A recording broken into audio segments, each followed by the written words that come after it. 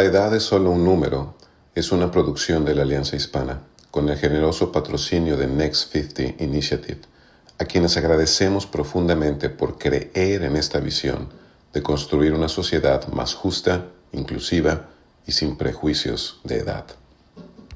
Bienvenido a La Edad es solo un número.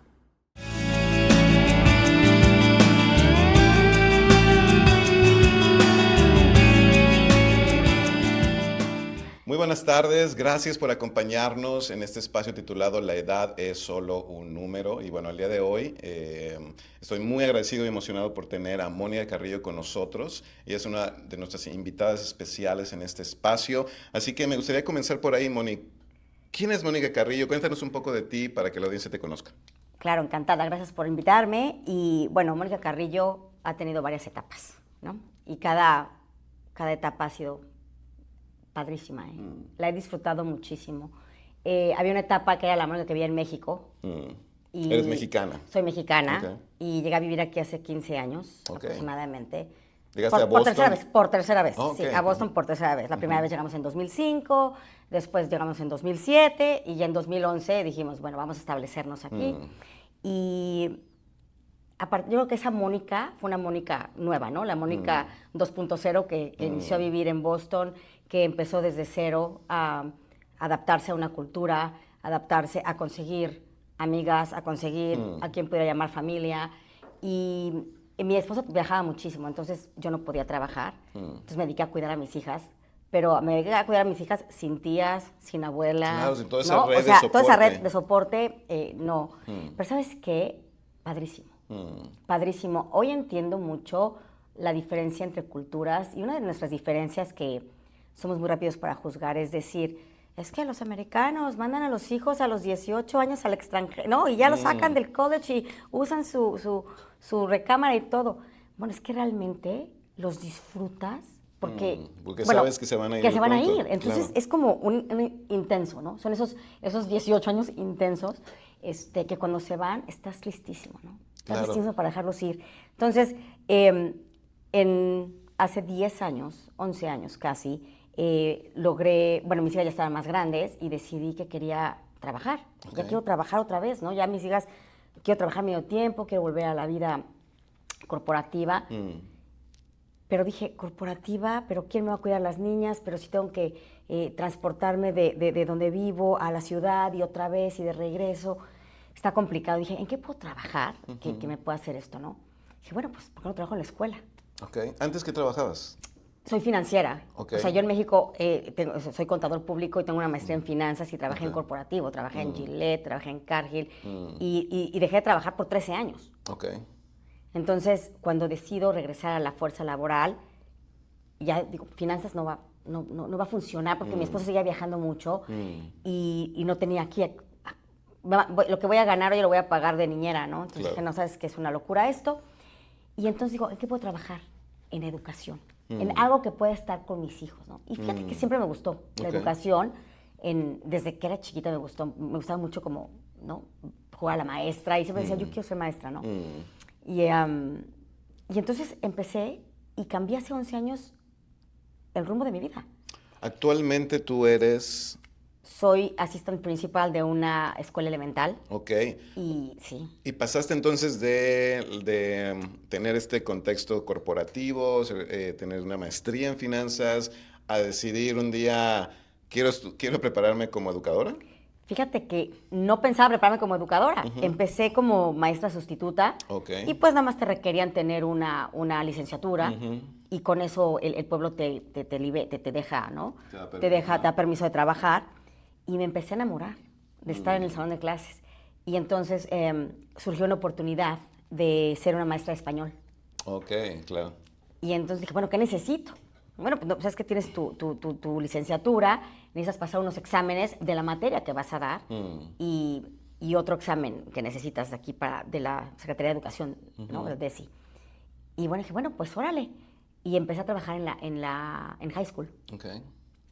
Me encantó. Pero entonces cuando estaba ahí, obviamente empecé, imagínate eso, pues era a los 40, ¿no? A los 39, 40 Porque años. eso es importante. En este espacio estamos hablando de que la edad es solamente un número y hay momentos que podemos incluso, ¿qué será? Pues, comenzar de nuevo. ¿A qué edad comenzaste entonces Oye, esta empecé etapa? a los 40 Ok, a estudiar otra vez. ok. Qué locura, ¿no? Y además estudiar en un idioma que no es el mío. Y en una, Buen punto. y en una escuela que no es como en México, ¿no? Que es distinto, ¿no? Y además, o sea, después de 15 años de haber estudiado, por última vez, ir a la escuela, ¿no? O sea, mi maestría. ¿Y tenías 2 hijas? ¿De qué edades en ese Dos momento? hijas de 9 Ok. y 11 años. Ok. Y empecé a prepararme. Y me empecé a enamorar de lo que es mi trabajo. Y no creas, me dio miedo, ¿eh? Porque ya tienes 40 años y dices, otra vez voy a empezar. Y esa es otra vez esa mentalidad que tenemos de, no voy a poder hacerlo. Digo, ya soy financiera, soy contadora, ya ahí me voy a quedar. Y las ganas de decir, no, pues es que sí puedo. Es que es un reto reinventarnos, ¿no? ¿Qué fue el desafío más grande en este momento de reinvención para ti? Yo creo confiar en mí misma. Yo creo creer que era capaz de volver a salir. Creer que era capaz de volver a poder tener influencia, ¿no? O sea, poder influir. Y yo creo que eso es lo más difícil. Tú no te lo crees. Ya. Eso fue yo creo uno de los retos más Bueno, y fuertes. además tú tenías, como lo mencionaste, estos otros desafíos que no lo tienen comúnmente la mayoría de gente a nuestros alrededores. Era tu segundo idioma, es otro país que no es el tuyo, no tienes esta red familiar de apoyo. Claro. Entonces, la verdad es que poco a poco fui estudiando, estudiaba, me preparé para ser maestra, tuve que hacer exámenes y hubo un examen que era necesario, que ahorita ya no es necesario. Pero hace 10 años sí era necesario aprobar. Y es, ya sabes, como un examen de esos que son de ABC y tienes que hacerlo así. Y en México, pues no nos enseñaron a hacerlo ABC, ¿no? Entonces, me quedaba a 1 punto, me quedaba a 2 puntos. Y otra vez, y volver a... Pero ¿sabes qué? Lo más padre fue que teniendo 40 años, bueno, cuando empecé a estudiar esto ya fue 43. Ok. Sí. ¿Actualmente cuántos tienes? 50. 50, ok. Entonces, darme cuenta que inspirar a mis hijas, ¿no? Y ver que mis hijas me veían estudiar. Y no pasé el examen. Y otra vez. Y otra vez. Wow. Y no pasé el examen. Y otra vez. Y me acuerdo perfecto que estábamos en un restaurante comiendo. Te digo que las niñas tenían creo que 13 y 11 años. Y llegó el correo electrónico donde dice tu resultado, ¿no? Y dije, yo no lo quiero ver. No lo quiero ver porque ya es el tercero, ¿no? Y yo decía, aparte ya me tengo que, ya la tercera la vencí, tengo que lograrlo, ¿no? Y me acuerdo que le dije a mi esposo, lee el teléfono. Entonces me volteó y me dijo, pasaste. Y yo, no tienes una idea. ¿Sabes qué? Fue una emoción. Claro. Porque no creía. O sea, empiezas a dejar de creer en ti porque dices, a lo mejor ya estoy grande. A lo mejor ya el cerebro no se me está funcionando, ¿no?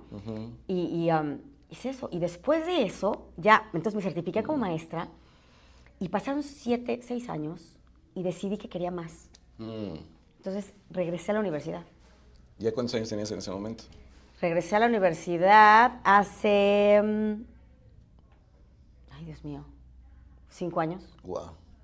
Ok. En el 2021. Ok. Y... O sea, ya tienes 45, 40, 46, 45, 46. Y imagínate hacer una aplicación en la universidad. Ya. En un sistema que nunca haces, o sea, que nunca has visto. Porque mis hijas estaban todavía en la secundaria, ¿no? ¿Cómo aplicas? ¿Qué necesito? Hacer la transcripción de todos mis documentos de México aquí. Sí. Llega un punto en que te quieres dar por vencida, ¿sabes? Claro. Dices, Rendirte. esto es demasiado, eso es demasiado. Pero no, ¿sabes qué? Sí puedo. Entré a la universidad, estudié una maestría en liderazgo, educación y liderazgo. Ok. Y ya, y de ahí, después de ser maestra de español, hubo una vacante en el distrito donde trabajo para ser assistant principal de un elementary. Y mira, aquí estoy. Wow. Wow. Aquí estoy. Pues me encanta. Gracias por compartirnos esta primer parte acerca de ti, porque puedo ver claramente cómo nos toca muchas veces reinventarnos, pero también enfrentar nuestros miedos, inseguridades y desafíos. Y creo que muchas de las personas que nos han acompañado en este espacio, incluso en los talleres que llevan este título, a veces hay este sentir de, no, yo ya estoy muy grande, ya estoy mayor, yo ya no puedo, o cuando envejezco ya no puedo aprender tanto. No, ¿y tú qué dirías a esas personas que tal vez están sintiendo lo mismo? Yo lo que diría, eso es un mito. Eso es cambiar y tener un growth mindset y saber que sí puedes. Claro. Es como cuando empecé a estudiar como maestra de español, decían, es que yo no puedo estudiar otro idioma. Todos podemos estudiar un segundo idioma. Todos. Yeah. Todos.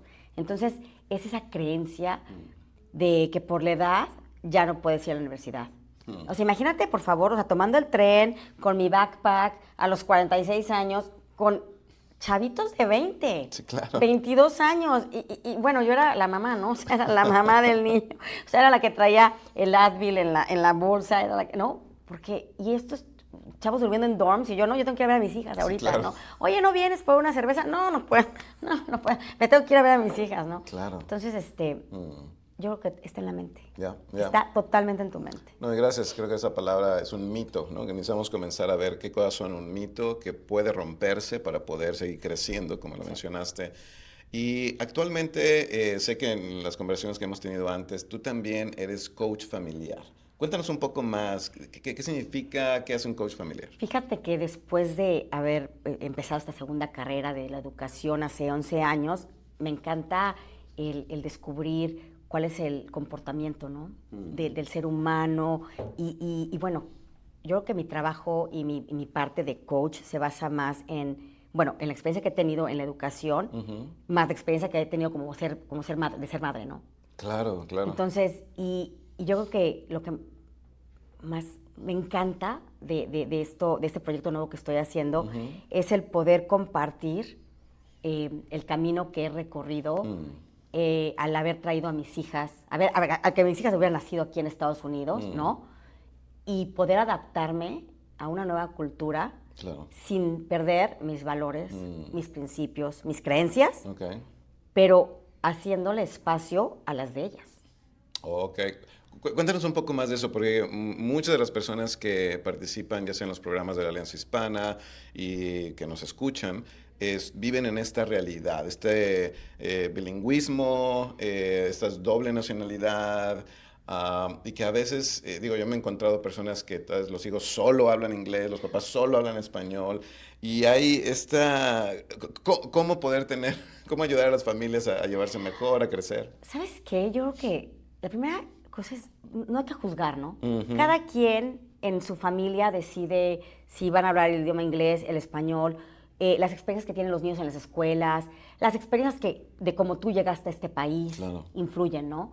Entonces, yo creo que lo más importante es aceptar que vivimos aquí, ¿no? O sea, si esto es una conversación para latinos que viven en Estados Unidos, la primera parte es aceptar que vivimos en un país en el que no es nuestro, ¿no? Claro. Que no fue nuestro país de origen.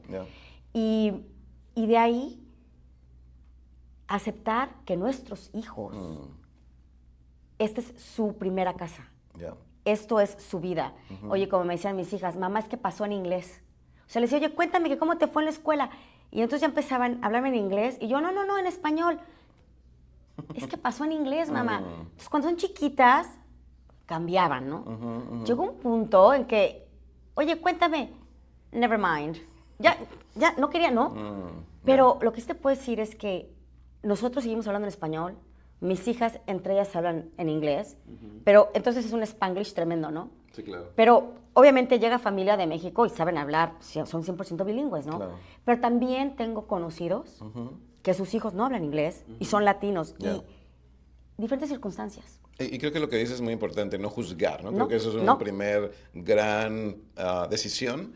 Y lo otro que mencionaste fue dar espacio para que ellos vivan sus propias experiencias, pero también espacio para que tú como mexicana y que vives aquí también puedas seguir teniendo tus valores, principios, cultura. Yo creo que eso, lo que más lo que he llegado a la conclusión es que lo que necesitas primero es conectarte. Crear conexiones con tus hijos para después poder abordar todos estos temas, ¿no? Compartirles de dónde vienes, compartirles qué aprendiste, por qué a veces reaccionas como reaccionas, cuando te piden un permiso y tú, no, ¿cómo? ¿No?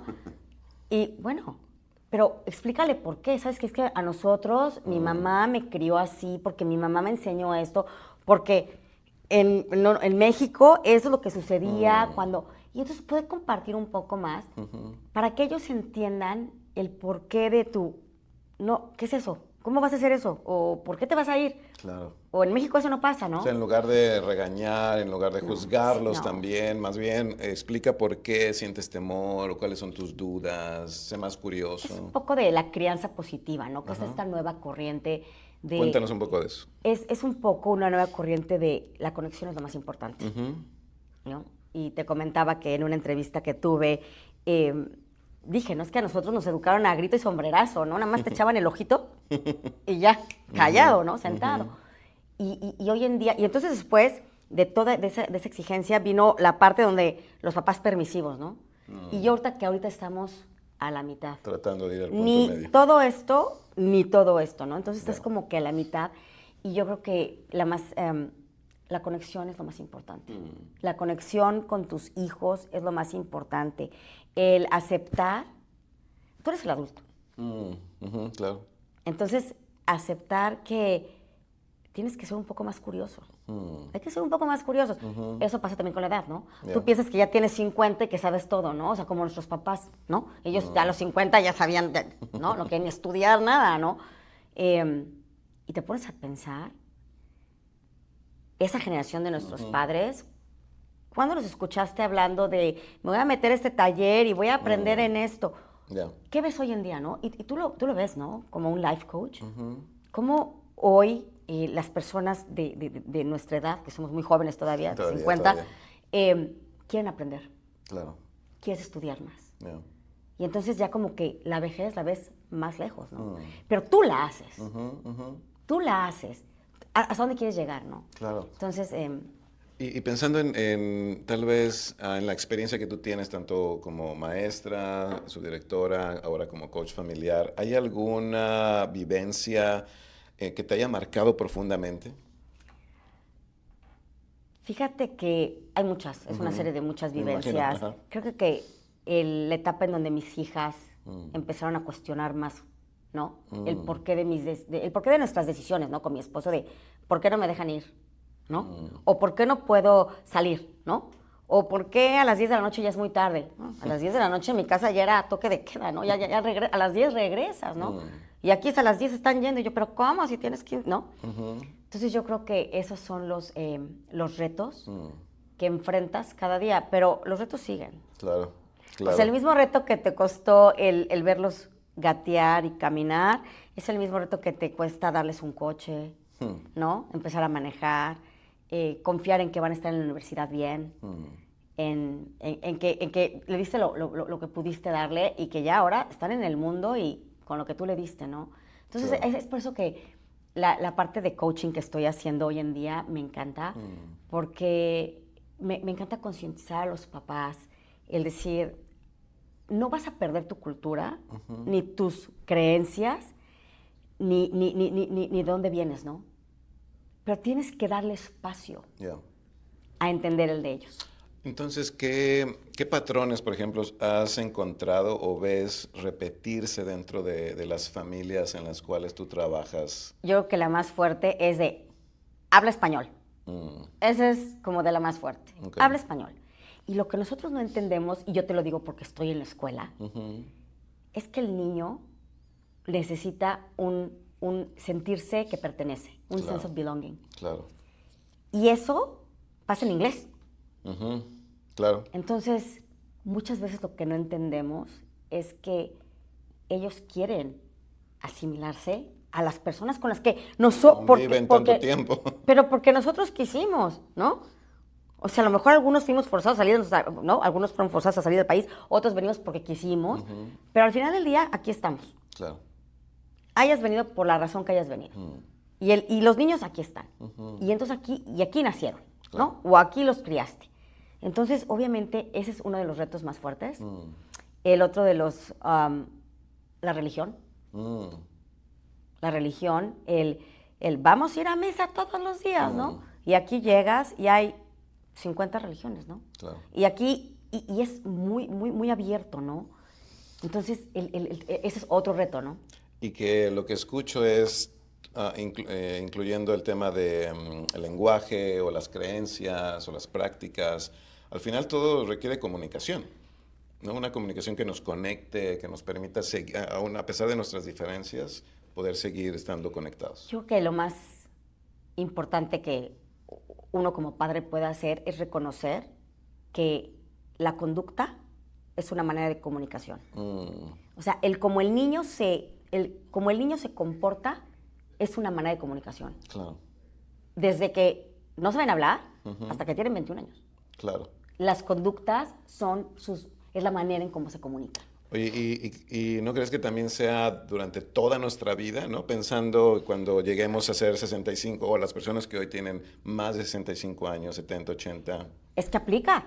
La conducta es comunicación. Y lo ves, ¿no?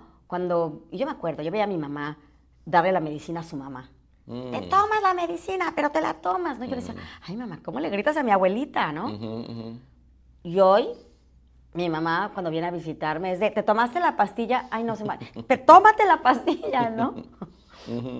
Y te pones a pensar, ¿qué te quiere decir, no? Bueno, una a lo mejor es porque ya se lo olvidó, ¿no? O sea, ya, oye, su memoria se hace selectiva. Claro. Hay tantas cosas que pueden con la memoria, ¿no? Claro.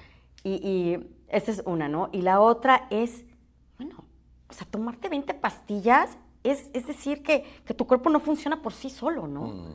Entonces, ¿qué nos quiere comunicar también el adulto? Y yo creo que tú sabes, la vida es un círculo, ¿no? O sea, empiezas aquí y terminas acá otra vez, ¿no? Sí, claro. Entonces, regresas a tu origen y a los hijos, eso no se nos puede olvidar. Claro. ¿Qué consejo tú darías, por ejemplo, a personas que tienen a su alrededor, pues personas mayores, nuestros abuelitos? Sabemos que, por ejemplo, Boston, hablando de nuestra cultura, muchas personas mayores viven solas. Sí. Muchísimas. Pero puede ser que tengas en tu casa o tú visites o tú seas el cuidador, ¿no? De alguien mayor de edad. ¿Tú qué consejo les darías desde la perspectiva de un coach familiar y de vida? Fíjate que un ejemplo que utilizo es muchísimo, primero para los cuidadores, ¿no? Los que están como a nuestra edad, que tenemos que cuidar a nuestros papás. ¿Cuántas veces se te cayó la cuchara? ¿Cuántas veces tiraste la cuchara y tu mamá te la dio? ¿Cuántas veces? Claro. 100 y otra vez, ¿no? Y otra vez. Entonces, para los cuidadores es, no te desesperes. No te desesperes. Yo creo que ese es uno de los más importantes, ¿no? Ten paciencia. Porque cuando tus papás, cuando tú eres chico, te tuvieron paciencia, ¿no? Que vuelve a ser el círculo que te digo, porque a las personas que les doy coach, son personas que tienen niños chiquitos, y entonces vuelve a lo mismo, ¿no? No te desesperes, tiró la cuchara, pues no le da la motricidad, no le da, todavía no está desarrollado su cerebro, su motricidad, y entonces, bueno, pero a los papás pasa lo mismo, ¿no? Entonces, es de este lado, o sea, lo que aplicas para los consejos que doy para los hijos, lo puedes aplicar para los padres, ¿no? Claro, y me haces recordar una vez en la que como familia estábamos recibiendo también terapia, y la terapeuta a nosotros, como papás, a mi esposa y a mí, nos estábamos pasando una situación y nos hizo esta pregunta de, a ver, ¿cómo eran ustedes a esa edad? Así, nomás con esa pregunta ya, así como, ya no tengo nada por qué. Olvídalo, ya. Qué bueno que no sabe qué es, ¿no? Qué bueno que mi hijo no me vio haciendo lo que hacía, ¿no? Exacto. Pero es lo mismo. Porque a veces nos desesperamos pensando, ¿por qué no es como yo espero? Pero si recuerdo y me pongo en ese lugar. Porque su cerebro no está totalmente desarrollado. ¿No? O sea, su cerebro no le da. Hasta los 25 años, las decisiones que hacen son arrebatadas, es porque no están pensando y lo que tienen es esa recompensa, ¿no? De dopamina. No, eso es lo que crea, ¿no? Y es lo que los motiva. Y los amigos, y la aceptación. Y tú estás, no, te vas a... ¿no? Es como, están chiquitos, te vas a caer, cuidado. Y ahorita no quieres que si el coche, que si los amigos, que si el alcohol, que si la... Y de nuevo es dar espacio. Y otra vez, y vuelven, y entonces... Es muy chistoso la gente que está entre los dos mundos, ¿no? Entre tus papás y tus hijos. Yeah. Y a mí no me pasa ahorita porque, otra vez, mi familia, somos los únicos que vivimos fuera de México, ¿no? Entonces, yo no tengo que cuidar a mis papás, ¿no? Yeah. Mi esposo no tiene que cuidar a sus papás. Y hay veces que muchas veces escuchamos cómo están en México y, no, pero ¿cómo haces eso? Bueno, pero yo no estoy ahí, claro. ¿no? Pero sí veo que mis amigas que tienen aquí papás se desesperan. Y es el mismo, ¿no? Consejo. ¿Cuántas veces te recogió tu mamá la cuchara? Tuvieron paciencia contigo, claro. Oye, ¿qué consejo tú le darías a alguien que tiene pues, más de 65 años, que siente que es demasiado tarde para reinventarse y que más bien tal vez la invitación sería cómo seguir manteniéndose joven, con energía, a una de esa edad? Yo creo que la primera parte es aceptar que lo quieres. Aceptar que lo quieres hacer. ¿No? Aceptar que donde estás ahorita en tu vida falta algo, ¿no? Porque a veces no nos damos ese permiso. Es que tu permiso es que ya estudiaste, ya trabajaste, ya tienes 65, ya, ¿no? Ya no vas a estudiar nada más, ya no vas a aprender otro idioma. No es cierto. Y te lo digo porque en una de las cosas que hacía cuando estaba dando clases de español en la high school, era tutora. Y tenía uno de mis alumnos, tenía 82 años. Y estaba en la high school. Yo estaba en la high school dando clases y en la tarde daba tutorías y mi alumno tenía 82 años. Si tú lo ves, porque sigue vivo, es que se cuenta que yo estaba hablando con un chaval de 50, ¿no? Con unas ganas de aprender español. Y entonces yo estaba en su casa dándole español al de 82 años y llegaba la esposa, ¿no? De 76, que le llevaba 6 años, y venía de jugar tenis. Entonces yo los veía y decía, y muchas pláticas que tuve con ellos, decía, bueno, oye, ¿qué les incitó a hacer esto? Cuando nuestros hijos se fueron y nos retiramos, queríamos seguir estando jóvenes para poder viajar y visitar a nuestros hijos, que no vivían en Boston. Entonces encontraron ese tipo de actividades, ¿no? Entonces yo creo que el consejo que me dices es, nunca es imposible, nunca es demasiado tarde. Y no tienes que estudiar otra carrera. Aprende algo nuevo. Claro, hoy que se puede gratis, incluso en nuestros teléfonos.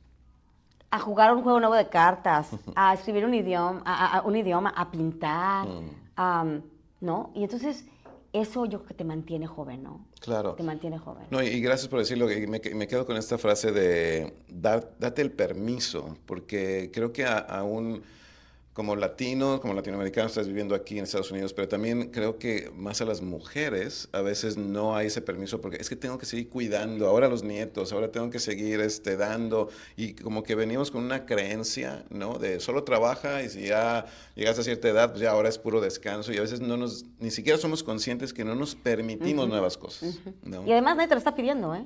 Claro. Nadie te está diciendo que hagas eso, claro, ¿no? O sea, lo haces porque es lo que traes arraigado. ¿Y por qué no te das permiso de otra cosa nueva, no? ¿Y por qué no te das permiso de aprender a plantar, no?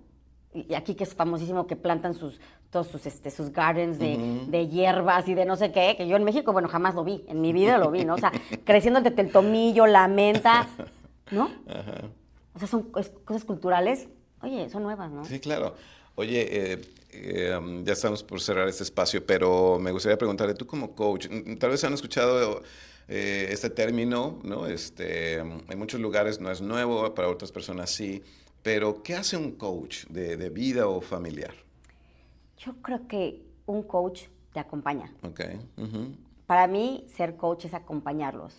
Acompañarlos en un nuevo journey que están emprendiendo, en donde eres más como un guía, Eres más como un guía, acompañas, porque la verdad es que, si tú lo eres, ¿no? O sea, dime si no cuando estás con las personas con las que estás trabajando, solitas se dicen todas las respuestas. Claro. Y tú así de... Solo necesitan un espacio. Tú lo tenías. Yo creo que el coach lo que hace es crear el espacio para que pueda salir ese yo interno que tienes y como que más bien nada más como organizar las piezas, claro, para ver cómo te mueves, ¿no? Claro. ¿Y dónde te pueden encontrar? Porque creo que no hay muchos coaches que tengan toda esta experiencia, tanto de vida, pero también profesional, ¿no? Te has preparado, te has reinventado, sigues sirviendo, ¿no? a tu comunidad y más allá. ¿Dónde te pueden encontrar si alguien está interesado en conocer tus servicios? Yo creo que deberíamos de poner mi página. Vamos a poner, se llama Roots and Wings, Navigating Parenthood. Y doy coaching en español y en inglés. Súper. Y me encanta, ¿eh? Súper. Encantada, ahí los espero, ahí los espero. Sí, vamos a poner los datos aquí abajo del video que estén viendo para que puedan ir a tu página y contactarte. Encantada, ¿No? encantada. Oye, pues para cerrar, ¿qué significa para ti esta frase? La edad es solo un número. Totalmente cierta, ¿eh? Yo que la edad en realidad es la que tú quieres tener. Ok. Está en ti. No podemos poner responsables. Ya. Tú eres el responsable. Ya. Entonces, como tú lo interpretas, tú vas a estar viviendo esa vida los años que tienes. Es un número. ¿No? Mi estudiante de 82 años aprendiendo español, la edad es su número. Claro, y todas esas ideas de que no, a esta edad ya no se puede tal cosa. No. Tabú. Es un mito. Ya. Mito. Mónica, gracias. Muchas gracias por esta Encantada, conversación. muchísimas gracias por la invitación. Ay, ¿te gustaría cerrar con alguna idea o algo que quieras dejarnos? ¿Alguna despedida? Yo creo que la paciencia es la clave, ¿no? Y dar espacio. Okay. Hay que respetar. Yeah. Hay que respetar a nuestros hijos, hay que respetar a nuestros padres, ¿no? Y hay que respetar a nosotros mismos. Ya. Yo creo que eso es. Gracias, muchas gracias. Y bueno, les recuerdo que este espacio es para esto, para crear conciencia, conversaciones profundas acerca de cómo podemos a veces menospreciar a otras personas por sus edades. Y eso no quiere decir solo para las personas mayores, sino incluso los niños, Claro, ¿no? Adolescentes. Por supuesto. Y así que no hay una edad en la que digas esto es mejor o peor, solo estamos viviendo etapas que podemos reinventarnos, como tú eres un gran ejemplo de eso. Claro. ¿No? Así que si este episodio fue de ayuda, si fue de bendición, les dejó algo positivo, por favor compártenlo, síganos en nuestras redes sociales, la Alianza Hispana, en YouTube estamos como la Alianza Hispana Boston y también den sus comentarios o preguntas o qué otro tema te gustaría que habláramos respecto alrededor de esta gran idea de que la edad es solo un número. Así que gracias por acompañarnos también. Gracias de nuevo, Mónica. Gracias, encantada. Nos vemos. Hasta luego. Hasta luego.